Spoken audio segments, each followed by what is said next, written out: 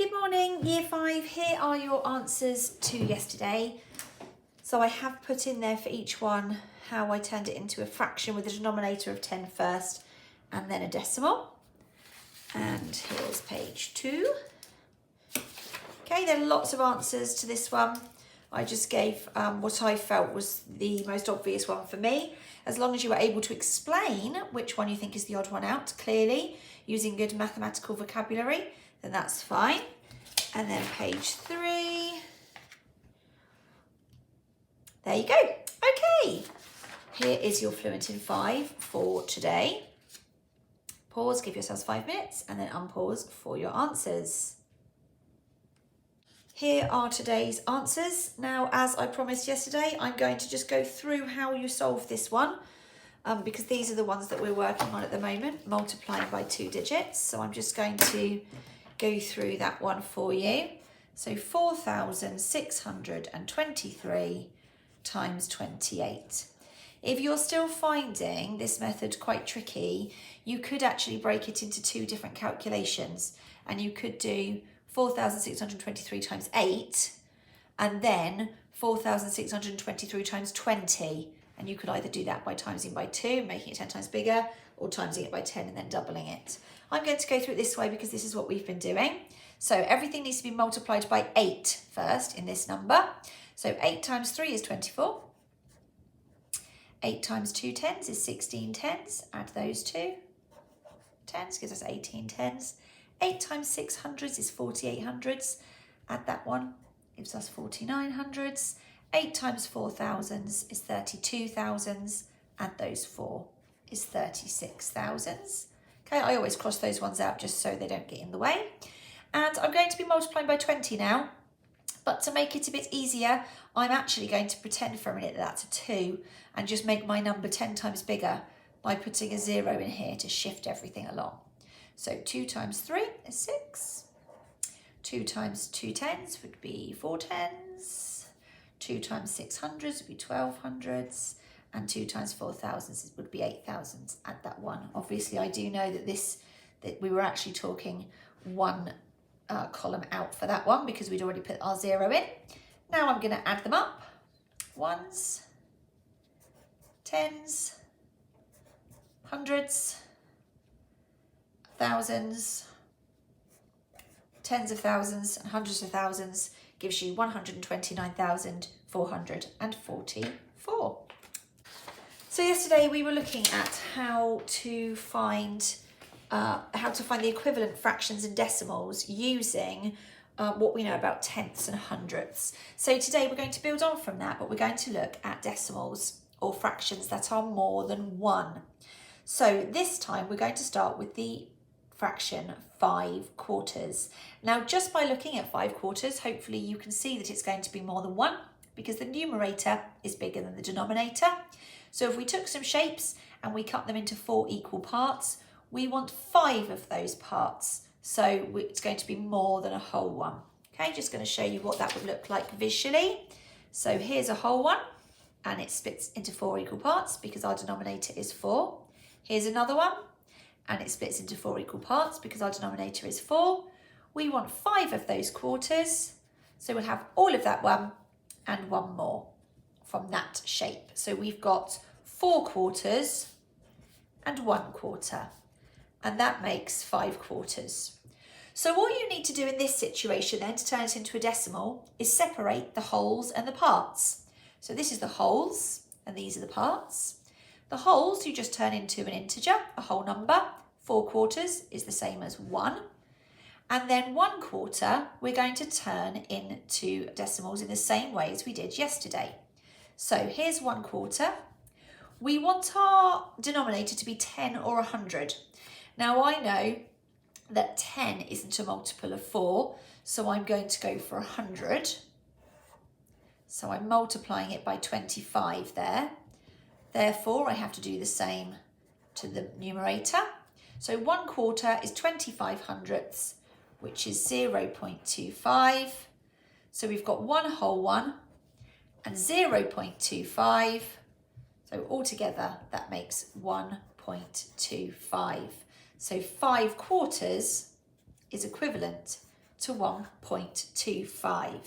Now we are pulling together an awful lot of prior learning here. So you're having to remember a lot of what we worked about on with fractions. You're having to learn about improper fractions. You're having to learn how to find equivalent fractions, how to turn those into decimals, and then to bring it back together. So you will notice I've used a whole piece of paper here just on one calculation, and I'm going to encourage you to please jot down anything that will help you. Don't try to solve all of these in your head. It might help you to even draw a diagram or to get some equipment to help you, and that is absolutely fine. Good mathematicians do that all the time. Draw number lines, draw bar models, anything that is going to help you to get to the right answer. Okay, let's have a look at another one together, and I'm going to ask you to do a little bit of practice. So this time we've got 8/5. It's done some of the working out for us, but I'm going to do it over here anyway. 8/5 is our fraction, so we're going to start that. Now, if I were to draw 8/5, I'm going to draw a whole one, and I'm going to attempt to split it into 5 equal parts. There we go. That's only going to be 5/5, so I know I'm going to need another one. So I'll draw another one here. There we go. So I've got 5/5 here, and then 3 more. 8/5 altogether. Okay, so I've got one whole one, which is 5/5, and I've got 3/5 there. That's a whole one. 3/5, I'm going to do it up here. I can change into tenths, because I can double the denominator and double the numerator, which is 6/10, which I know from yesterday is 0.6, and then I add them back together to make 1.6. Okay, if you're still thinking, oh, I'm not 100% sure, then if you keep your video rolling, watch me go through another example and then pause and try to do the rest. If you're thinking, yeah, I'm ready to have a go now, I would like you to do number 7 for me. They are not all more than a whole one. Some of them are just recapping what we did yesterday. So could you pause my video, go through number 7, find your answers, and then unpause and come back to see if you've got them right.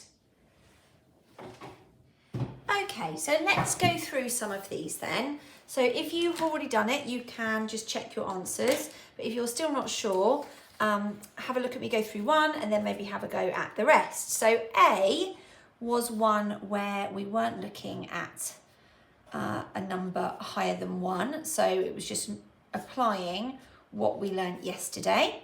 So we're changing the denominator to 10, which in this case is doubling it. Same to the numerator, which gives us 0.6. Okay, B though, you can see straight away the numerator is bigger, so we've got something that's more than a whole one.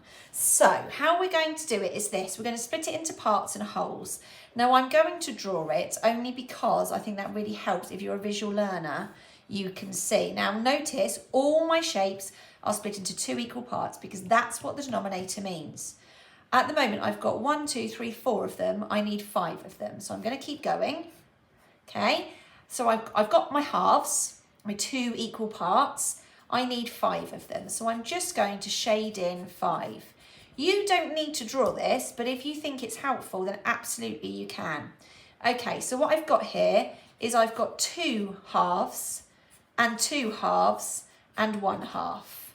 Now this bit here are my wholes. I've got 2 whole ones, or 4 halves, and then I've got a half here. So 2 and a half, and then I need to do it as a decimal, so that will stay as a 2, and a half, you hopefully have remembered, is 0.5.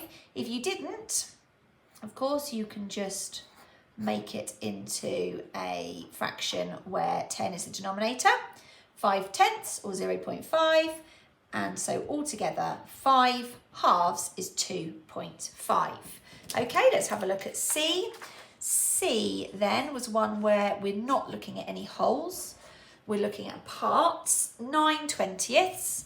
So this is one of those ones where you might straight away think, oh, I can halve that to make 10. But if you halve 9, you're going to end up with not a whole number. So we're actually going to make the denominator 100 by multiplying by 5. Same to the numerator, gives us 45 hundredths or 0.45. Okay, D is 3/2. Now, if you think about the drawing I did before, I've got 1 whole 1 and 1/2. So 1 whole 1 and a half is 1.5. E, 7/5. Again, if I were to draw it, 5 is my denominator. That's how many equal parts, because that's what that means.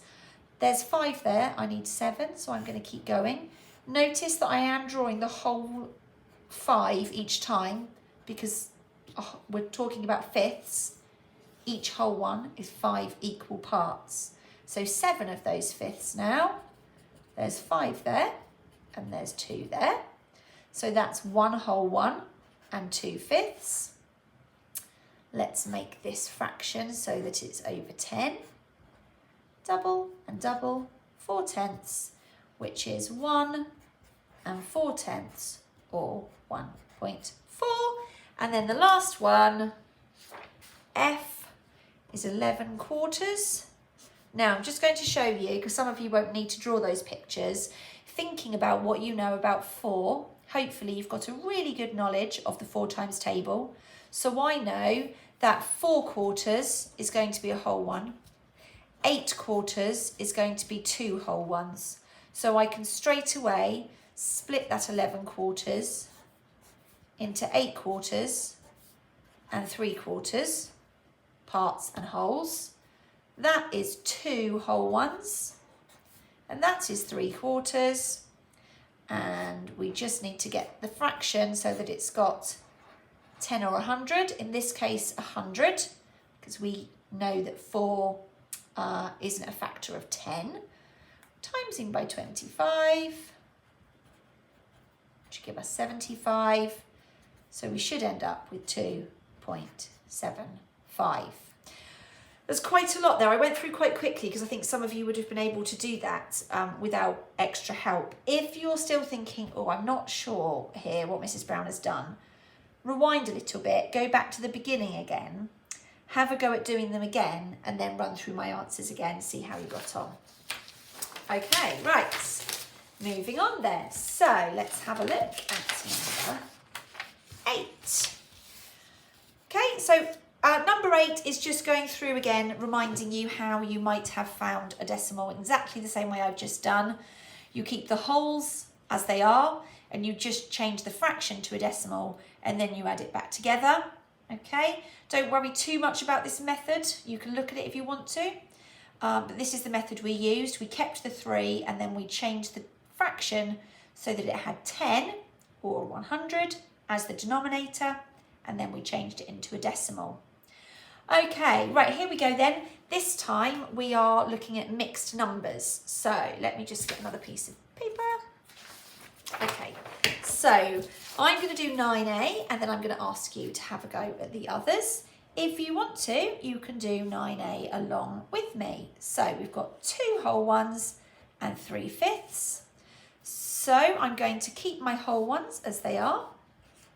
The 3/5 I'm going to change because I want it to have a denominator of 10 or 100. I know that I can double 5 to get to 10, so I need to do the same to the numerator. 3 times 2 is 6. So 6/10 is 0.6. So I've got 2 and 0.6, or 2.6. Okay, pause here then. Have a go at B, C and D. Find a decimal equivalent for each of those mixed numbers, and then unpause to see the answers. Okay, B then, 9 and 1/4 is 9 and 1/4, which is 9 and 25 hundredths, which is 9.25. And C, 1 and 8/20 is the same as 1 and 4/10, which is the same as 1.4. Notice I'm not necessarily drawing the diagram each time. Sometimes I'm doing it this way. What I really want you to do is find the way that works for you. If you liked this way, you liked that you could see it visually, brilliant. If you liked drawing the bars like this, carry on doing that. Brilliant. Okay, whatever works for you, but do make sure you're jotting down and not trying to hold everything in your head. Okay, D, 5 and 27/50ths. So I'm going to keep this 5 the same. I'm going to change the fraction so that it's got 100 as the denominator, which is doubling. So I'm doubling 27.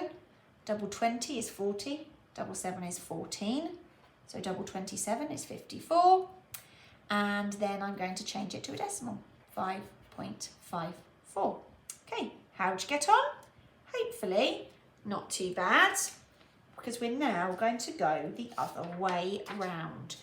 So the understanding is exactly the same. You know now how a fraction works alongside a decimal using a knowledge of tenths and hundredths. So what if we start with a decimal and have to then put it as a fraction? Well, we're just going to do the inverse of what we've just done. So 0.8 is the example that's given to you. You've got a visual here to explain why it works. 0.8 is 8/10. We can know that without looking at the visual because of which column the 8 is in.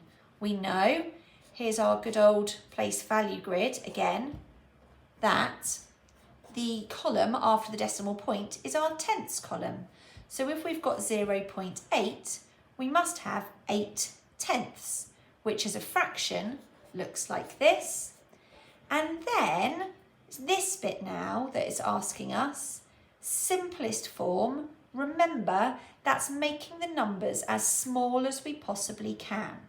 So I'm just going to recap on simplest form for you. We did quite a lot of it when we were in school, but all you're doing is finding a common factor, a number that is a factor of 8 and 10.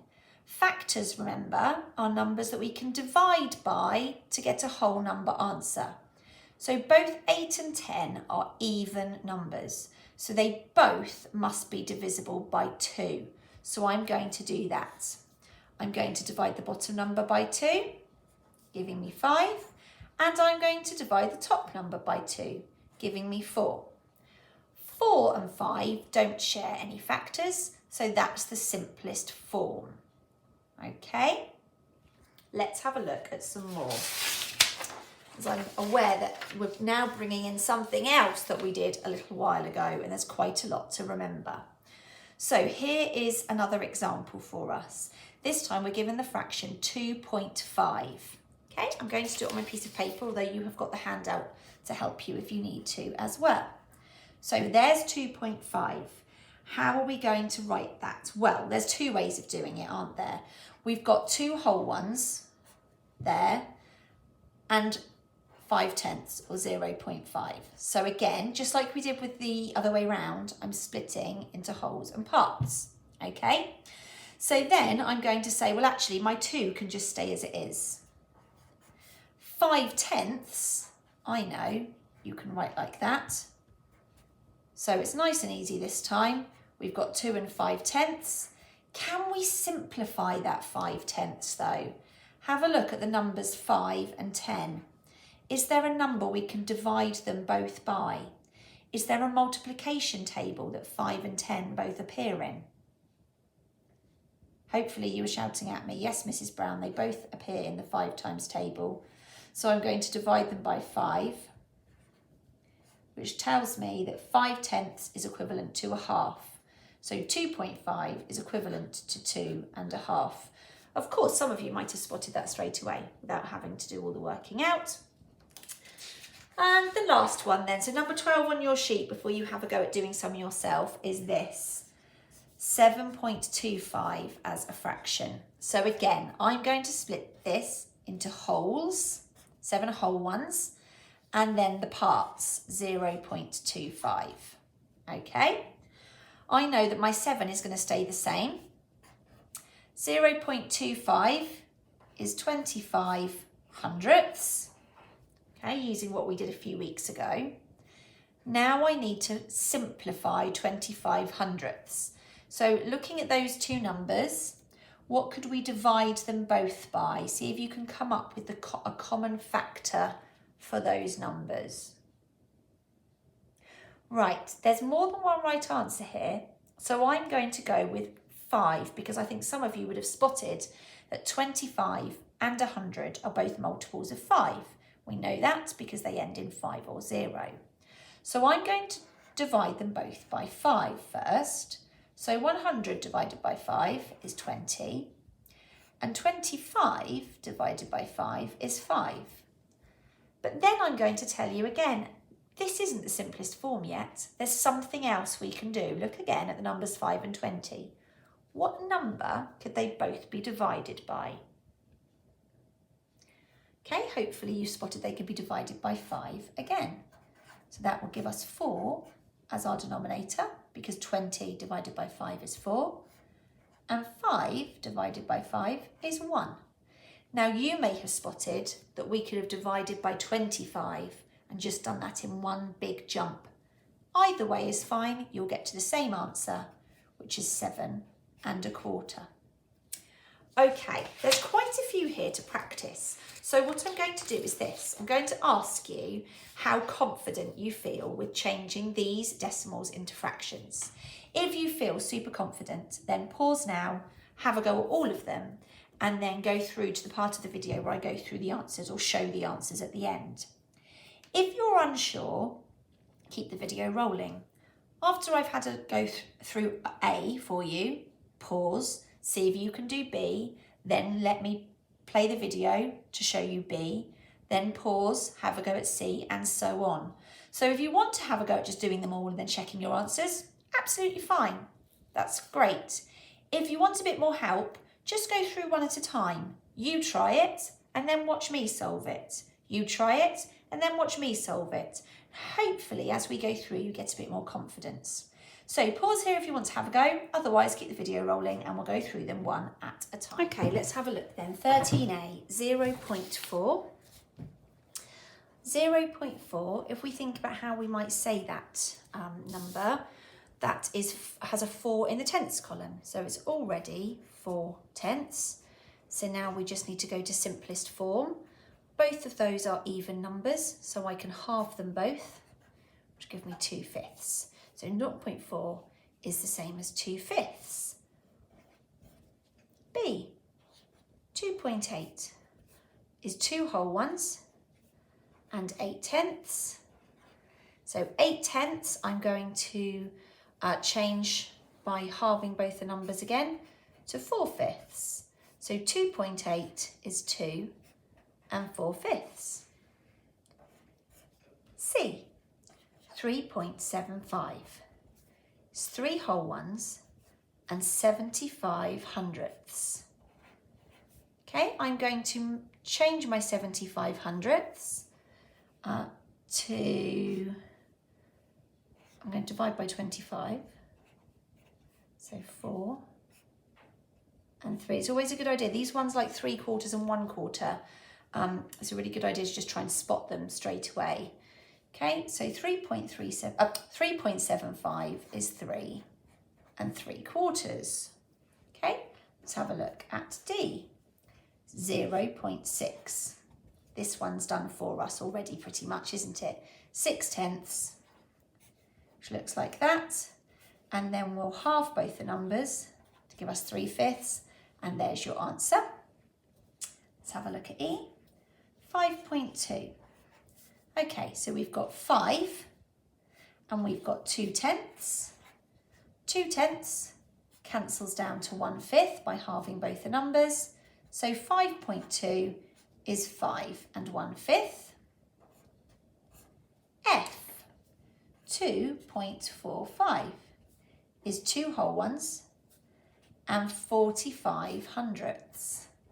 Now, I know that I can divide both of these numbers by 5. So 45 divided by 5 is 9, and 100 divided by 5 is 20. I don't think that 9 and 20 share any more factors, so that's where I'm going to stop. So 2.45 is 2 and 9/20. G, 2.75. Now, I'm going to use a little bit of prior knowledge here. 3.75 was 3 3/4. So I know that 2.75 must be 2 3/4. Okay? H, 4.35 is 4 and 35 hundredths. And I'm going to divide both of those numbers by 5 to give me 7/20ths, which means that 4.35 is the same as 4 and 7/20ths. And the last one, 8.72, we have 8 whole ones, 72 hundredths. Now, I'm going to halve them both. That will give me 36/50ths. I've still got 2 even numbers there, so I think I can halve them again, giving me 18/25ths. So 8.72 is 8 and 18/25ths. Okay, there are your answers. Hopefully you are on the right track. Remember, you're doing 2 things here. You're changing the decimals into fractions and you're also finding the simplest form. So that's 2 separate things you're having to do for each one. Your practice today is here. So you've got a few to do, some fractions to change into decimals and some to do the other way around, decimals into fractions. If you do get that finished, obviously there might not be space on the paper to do all the working out you need to do. So absolutely, if you need to, use a separate piece of paper. If you think about the pieces of paper that I went through today to do your calculations, if you want to draw or jot, please do. If you do get everything finished today, there's a challenging practice here. Now it is just that, it is a little bit more challenging. So please don't worry if you don't get onto that today, but it's there for those of you that want a little bit of an extra extension. And I'll come back tomorrow with your answers.